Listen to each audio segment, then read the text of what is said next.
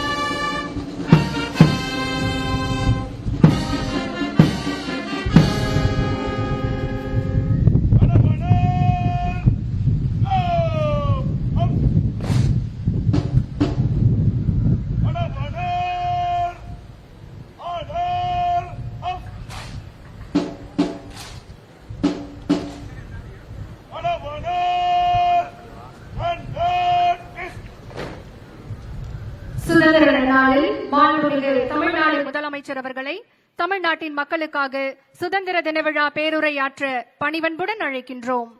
The Honorable Chief Minister of Tamil Nadu will now deliver the Independence Day address.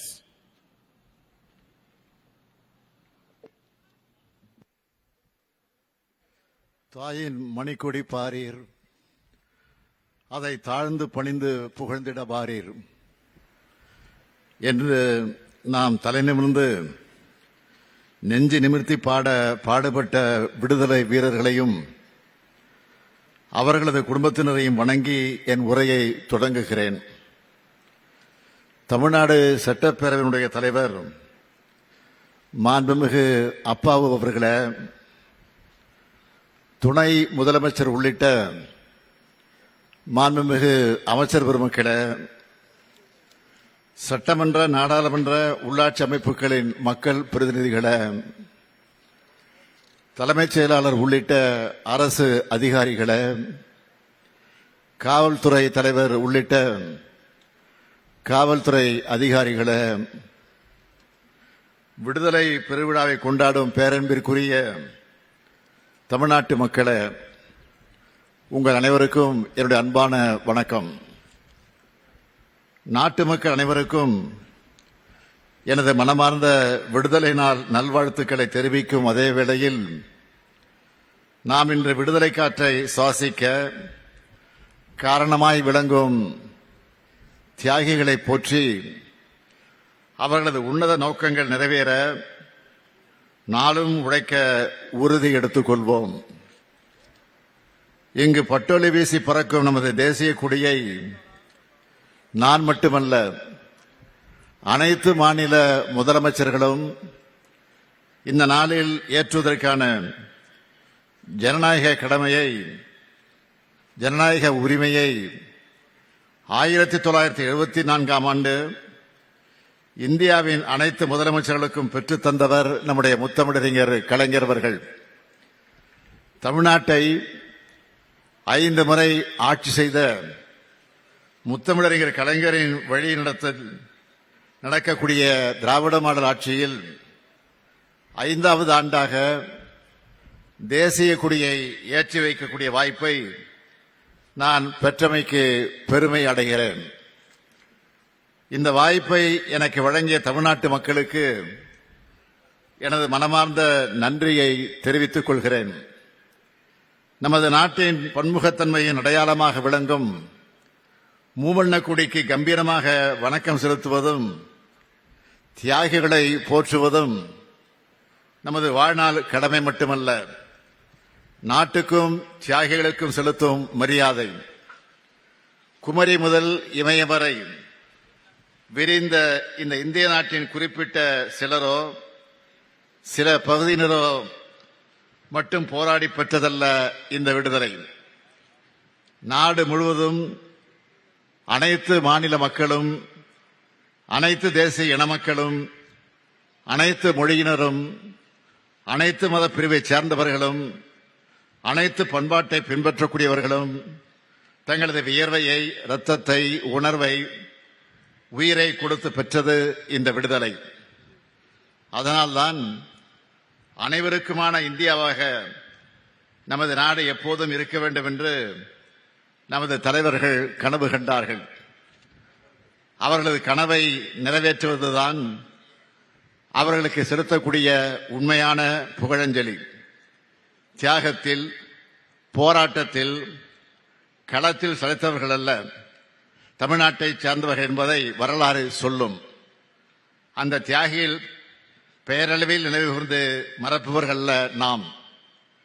அதன் அடையாளம்தான் இன்றைக்கு தமிழ்நாட்டில் பார்க்கும் விடுதலை போராட்ட வீரர்களுக்கான மணிமண்டபங்கள், சிலைகள்.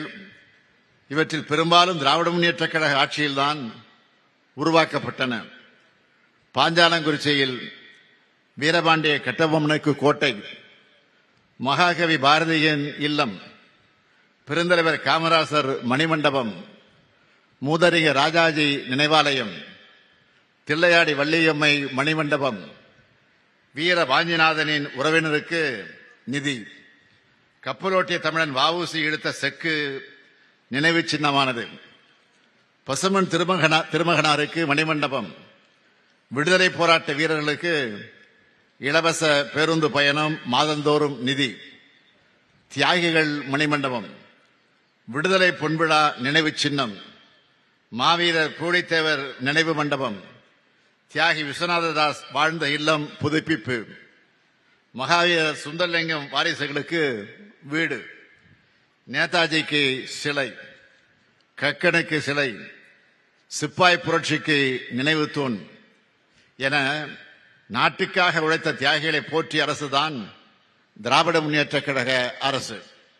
இந்த வரிசையில் இன்றைய திராவிட மாடல் ஆட்சியிலும் தொடர்ந்து தியாகிகளை போற்றி வருகிறோம். விடுதலை நாளின் 75வது ஆண்டு பெருவிழாவை ஒட்டி வெகு சிறப்பாக நாம் கொண்டாடினோம். செக்கெழுத்து செம்மல் கப்பலோட்டி தமிழன் வ.உ. சிதம்பரனாரை பெருமைப்படுத்தும் வகையில் 13 அறிவிப்புகளை வெளியிட்டு செயல்படுத்தினோம். வ.உ.சி. மறைந்த நவம்பர் 18 தியாக திருநாளாக, திருவுருவ நாளாக அறிவிக்கப்பட்டது. மகாகவி பாரதியார் மறைந்த நூற்றாண்டின் நினைவை முன்னிட்டு 14 அறிவிப்புகளை வெளியிட்டு செயல்படுத்தி உள்ளோம். உத்தரப்பிரதேச மாநிலம் காசியில் பாரதியார் வாழ்ந்த வீட்டை பராமரிக்கவும் புதுப்பிக்கவும் அரசு சார்பில் 18 லட்சம் ரூபாய் ஒதுக்கீடு செய்யப்பட்டு பணிகள் முடிந்து ஒப்படைக்கப்பட்டது. கிண்டி காந்தி மண்டபத்தில் வீரபாண்டிய கட்டபொம்மன் திருவுருவச் சிலையும் மருது சகோதரர் சிலையும் அமைக்கப்பட்டுள்ளது. கடலூரில் அஞ்சலையம்மாள் சிலை வைக்கப்பட்டுள்ளது. விடுதலை போராட்ட வீரர்களின் நினைவிடங்களில் ஒளி ஒளி காட்சிகள் அமைத்திட நடவடிக்கை எடுக்கப்பட்டுள்ளது. காந்தி மண்டபம், அருங்காட்சியகம், பெருந்தலைவர் காமராசர் மண்டபம், பெரியவர் பக்தவச்சல மண்டபம் ஆகியவற்றை மேம்படுத்த 3,36 லட்சம் ரூபாய் ஒதுக்கீடு செய்யப்பட்டுள்ளது. விடுதலை போராட்ட வீரர் தளி பாளையத்தார் மலையாண்டி வெங்கடபதி எத்தலப்பர் அவர்களுக்கு திருப்பூர் மாவட்டத்தில் நினைவு மண்டபம் அமைக்கப்பட்டுள்ளது. தனது வாழ்நாளில் 20 முறை தமிழ்நாட்டுக்கு வந்தவர் அண்ணல் காந்தியடிகள். அரையாடை அணிவது என்ற முடிவை மதுரை மண்ணில் இருந்துதான் காந்தியடிகள் எடுத்தார்கள். இதன் அடையாளமாக சென்னை அருங்காட்சியக வளாகத்தில் காந்தியடிகளின் நினைவுச் சிலையை அமைத்துள்ளோம். விடுதலை போராட்டத்தின் பவள விழாவை ஒட்டி கடந்த ஆண்டு தியாகிகளுக்கான ஓய்வூதியத்தை 20,000 ரூபாயாகவும் குடும்ப ஓய்வூதியத்தை 10,000 ரூபாயாகவும் உயர்த்தியுள்ளோம். அதேபோல் விடுதலை போராட்ட வீரர்களின் வழித்தோன்றல்களுக்கும் தொடர்ந்து உதவிகளை செய்து வருகிறோம். முன்னாள் படைவீரர்கள் மற்றும் அவர்களை சார்ந்தோர்களுக்காக காக்கும் கரங்கள் திட்டத்தினை அறிவித்திருந்தேன். இந்த திட்டத்தினை வரும் 19ஆம் நாள் துவக்கி வைக்க உள்ளேன். அந்த திட்டத்தின் கீழ் முன்னாள் படைவீரர்கள் மாவட்ட குழுவால் தேர்வு செய்யப்பட்டு இந்த படைவீரர்கள் விண்ணப்பங்கள் பெறப்பட்டு 848 அனுமதிக்கப்பட்ட விண்ணப்பங்கள் வங்கிக்கு அனுப்பப்பட்டது.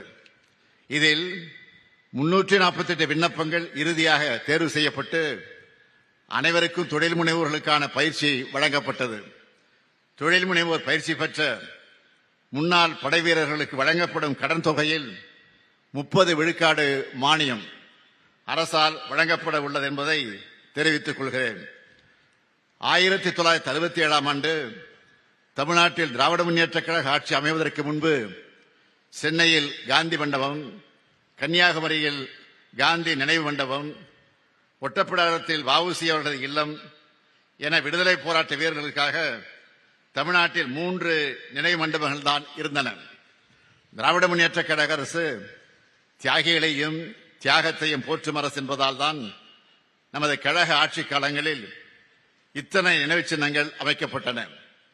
தமிழ்நாட்டின் தலைமகனான பேரறிஞர் அண்ணா அவர்கள் விடுதலை நாளை பற்றி சொல்லும்போது 1947 ஆகஸ்ட் 15ஆம் நாள் நாம் ஆங்கிலேயரின் கணக்கை தீர்த்த நாள். அதன்பின் ஒவ்வொரு ஆண்டிலும் வரும் சுதந்திர திருநாள் நாட்டிற்காகவும் நம் நாட்டு மக்களுக்காகவும் நாம் ஆற்றியுள்ள பணிகளை கணக்கு பார்க்கும் நாள் என்றார். அந்த வகையில் நமது திராவிட மாடல் ஆட்சி அமைந்த இந்த 4 ஆண்டு காலத்தில் நிறைவேற்றியுள்ள திட்டங்களை நினைத்து நான் மகிழ்ச்சி அடைகிறேன். கடந்த கால தியாகிகளை போற்றும் அதே வேளையில் இன்றைய மக்களையும் வருங்கால தமிழ்நாட்டை வளர்த்தெடுக்கும் அரசாக திராவிட முன்னேற்றக் கழக அரசு செயல்பட்டு வருகிறது என்பதை நீங்கள் அனைவரும் அறிவீர்கள். 14 ஆண்டுகளுக்கு பிறகு நமது திராவிட மாடல் ஆட்சியில் தமிழ்நாட்டின் பொருளாதார வளர்ச்சி 11.19 விழுக்காடாக அதிகரித்து மாபெரும் உச்சத்தை தொட்டிருக்கிறது. இந்த ஆண்டு தொடக்கத்தில் தமிழ்நாடு நிதிநிலை அறிக்கை தாக்கல் செய்த போது சொல்லியிருந்த 9.69 விழுக்காட்டை விட இது கிட்டத்தட்ட 1.5 விழுக்காடு அதிகம். இந்தியாவிலேயே மிக விரைவாக வளர்ந்து வரும் பொருளாதாரமாக திகழ்கிறது தமிழ்நாடு. இது எந்த பெரிய மாநிலமும் பெற்றிராத மாபெரும் வளர்ச்சி. ஏன், நாட்டினுடைய வளர்ச்சியே 6.5 விழுக்காடு தான். ஆனால் தமிழ்நாடு 11.19 விழுக்காடு வளர்ச்சி அடைந்துள்ளது. எங்களை நம்பி ஆட்சியை ஒப்படைத்த தமிழ்நாட்டு மக்களுக்கு கிடைத்த மாபெரும் வெற்றி இது. சில முக்கியமான புள்ளி விவரங்களை இங்கே பதிவு செய்ய விரும்புகிறேன்.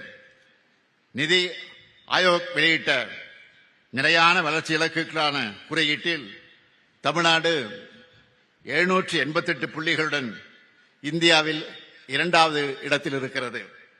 சமூக முன்னேற்ற குறியீடுகளில் பெரிய மாநிலங்களோடு ஒப்பிடுகையில் தமிழ்நாடு 63.33 புள்ளிகள் பெற்று தேசிய அளவில் முதலிடத்தில் உள்ளது. இந்தியாவில் வறுமை கோட்டிற்கு கீழ் உள்ள மக்கள் தொகை 11.2 விழுக்காடு. ஆனால் தமிழ்நாட்டில் 1.43 விழுக்காடு மக்கள் தான் வறுமை கோட்டிற்கு கீழே இருக்கிறார்கள். அவர்களது வாழ்க்கை தரத்தையும் உயர்த்திடும் பணியில் நமது திராவிட மாடல் அரசு தொடர்ந்து ஈடுபட்டு வருகிறது. 10 லட்சம் கோடி ரூபாய் முதலீடுகள், அதன் மூலம் 30 லட்சம் பேருக்கு வேலை வாய்ப்பையும் உருவாக்கியுள்ளோம். பெண் தொழிலாளர் பங்கேற்பு விகிதம் 47 விழுக்காடு. ஸ்டார்ட் அப் தரவரிசை பட்டியலில் 2018 கடைசி இடத்தில் இருந்தது. முதலிடத்திற்கு முன்னேறி இப்போது பெஸ்ட் பெர்ஃபார்மர் ஏற்றுமதி தயார் நிலையில் குறியீட்டில் இந்திய நாட்டிலேயே 80.89 புள்ளிகளுடன் முதலிடம்.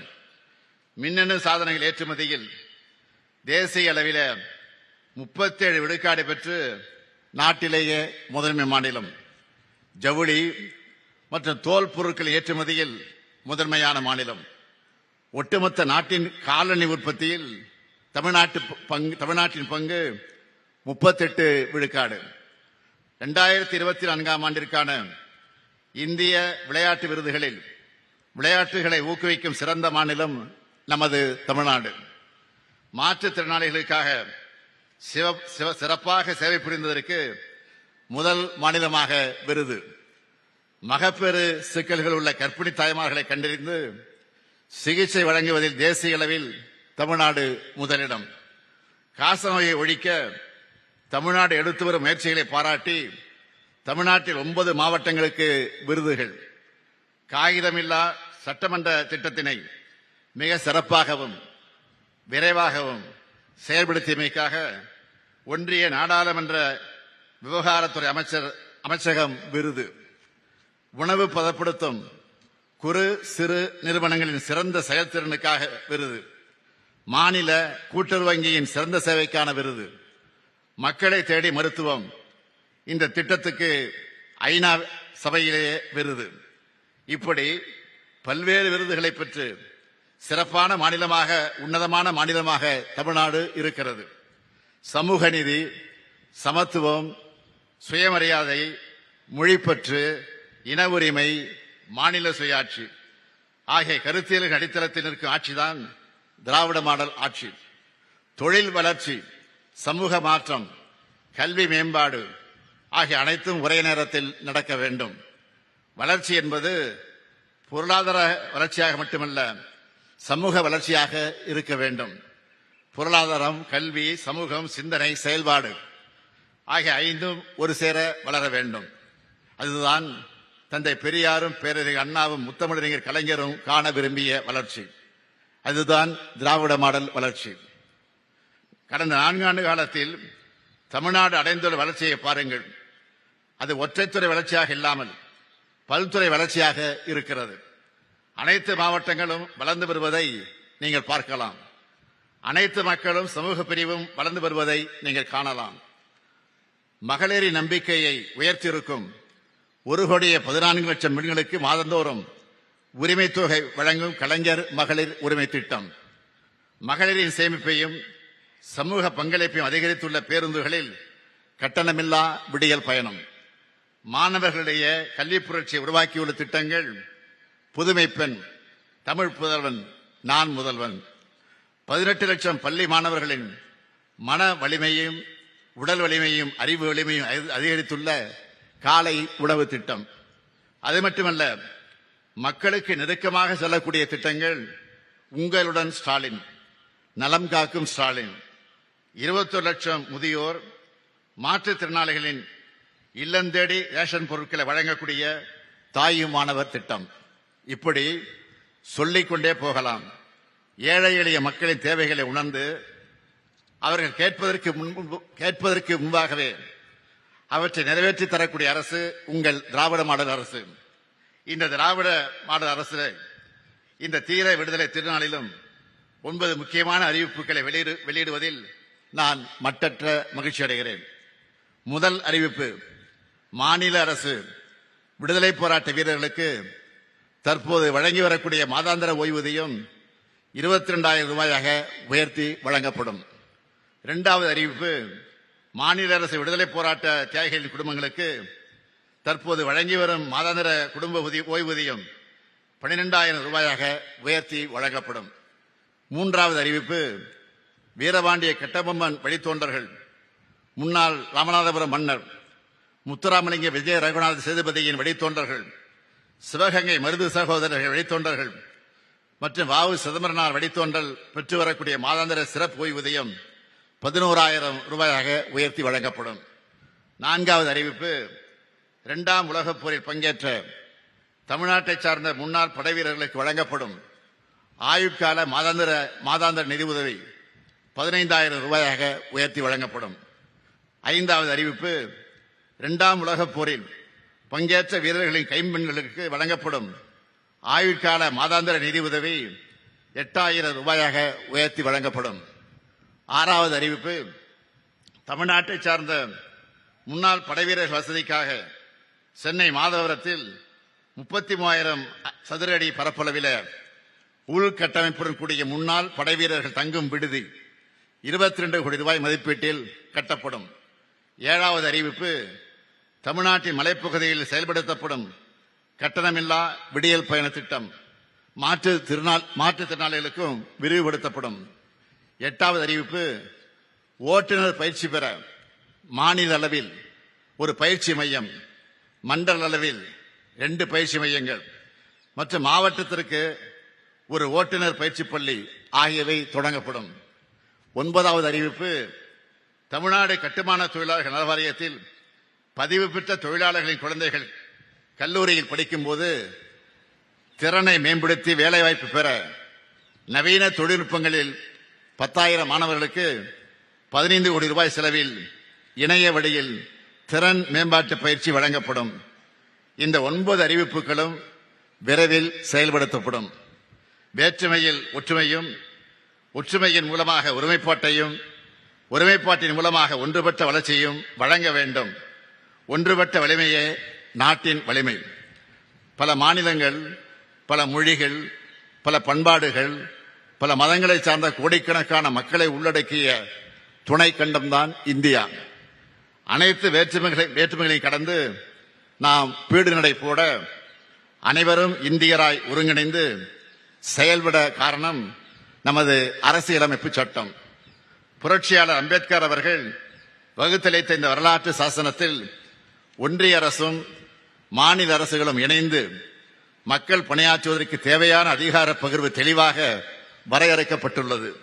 ஆனால் கடந்த 75 ஆண்டுகளில் நமது அரசியல் களம் கண்ட மாற்றங்களால் இந்த அதிகார பகிர்வில் மாநில அரசுகளின் பங்கு தொடர்ந்து குறைந்து வருவது வருத்தமளிக்கிறது. மேலும் கடந்த சில ஆண்டுகளாக பல்வேறு துறைகளில் மாநில அரசின் உரிமைகளை பறிக்கும் முயற்சிகளையும் ஒன்றிய அரசு மேற்கொண்டு வரக்கூடிய நிலையும் நாம் காண்கின்றோம். மக்களின் எதிர்பார்ப்புகளை நிறைவேற்றிட மக்களுக்கு அருகிலிருந்து செயல்படும் மாநில அரசுகளுக்கு படிப்படியாக கூடுதல் அதிகாரங்கள் தேவைப்படும் சூழலில் இதற்கு நேர்மாறாக கல்வி, மருத்துவம் போன்ற முக்கிய துறைகளில் மாநில அரசின் உரிமைகளை தொடர்ந்து பறிக்கப்படுகின்றன. ஒன்றிய அரசு சட்டங்கள் மூலமாகவும் நீதிமன்ற தீர்ப்புகளாலும் மாநில அரசுகளுக்கான நிதி பங்கீட்டிலும் திட்டங்களிலும் ஒன்றிய அரசு காட்டும் பாரபட்சத்தாலும் ஒன்றிய அரசை சார்ந்திருக்கக்கூடிய நிலைக்கு மாநில அரசுகள் தள்ளப்பட்டு வருகின்றன. இவற்றை கலைந்திட ஒன்றிய மாநில அரசுகளுக்கிடையான அதிகாரம் மற்றும் நிதி பகிர்வில் மாநில அரசுகளின் பங்கினை மீட்டெடுத்திட அரசியல் பூர்வமான சட்ட நடவடிக்கை எடுப்பதுதான் ஒரே தீர்வு. இதற்கான முன்முயற்சிகளை நிறைவேற்றி முடிப்பதற்கான தக்க தருணம் தற்போது வந்துவிட்டது என இந்த விடுதலை நாளில் உறுதியாக நம்புகிறேன். மாநிலத்துக்கு கிடைக்க வேண்டிய, தரப்பட வேண்டிய நிதியை எப்போதும் போராடி வாதாடி வழக்கு போட்டு பெற வேண்டிய நிலைமையில் இருப்பது கூட்டாட்சி இந்தியாவுக்கு அழகல்ல. இது மாநிலத்தின் வளர்ச்சியும் பாதிக்கும், இந்தியாவின் வளர்ச்சியும் பாதிக்கும். சுய சார்புடனும் தனித்துவமான அடையாளங்களுடன் ஒவ்வொரு மாநிலமும் செழித்து வளரும் போதுதான் ஒன்றுபட்ட வலிமையான இந்திய திருநாடு உலக அரங்கில் உயர்ந்து நிற்கும். தமிழ்நாட்டின் உன்னதமான கோட்பாடுகளை இந்தியா முழுமைக்கும் செயல்படுத்தி காட்டும் கடமையும் பொறுப்பும் நமக்கு உண்டு. தமிழ்நாட்டு மக்களுக்கு உங்களில் ஒருவனாக, இந்திய நாட்டு மக்களுக்கு தமிழ்நாட்டின் முதலமைச்சராக எனது மனமார்ந்த விடுதலை நாள் நல்வாழ்த்துக்களை மீண்டும் தெரிவித்து எனது உரையை நிறைவு செய்கிறேன். நன்றி, வணக்கம்.